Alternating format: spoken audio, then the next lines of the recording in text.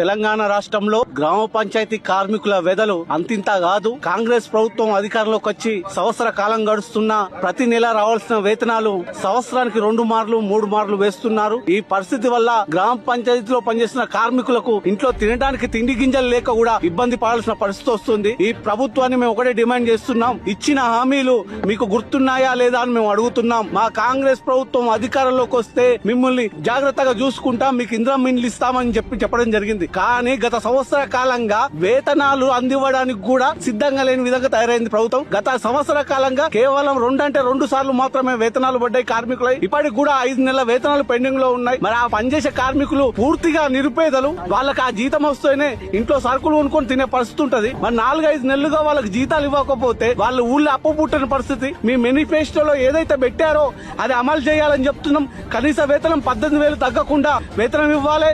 గ్రామ పంచాయతీ కార్మికుల్ని పర్మనెంట్ చేయాలి. 10 లక్షల వరకు ఇన్సూరెన్స్ సౌకర్యం కల్పించాలి. 10 లక్షల వరకు హెల్త్ కార్డు ఇవ్వాలి. అలాగే రిటైర్మెంట్ బెనిఫిట్స్ కింద 5 లక్షల రూపాయలు చెల్లించాలని, మట్టి ఖర్చులకు 30,000 రూపాయలు ఇవ్వాలని ఈ ప్రధాన డిమాండ్లతో ఈ రోజు కలెక్టర్ ధర్నా చేస్తున్నాం.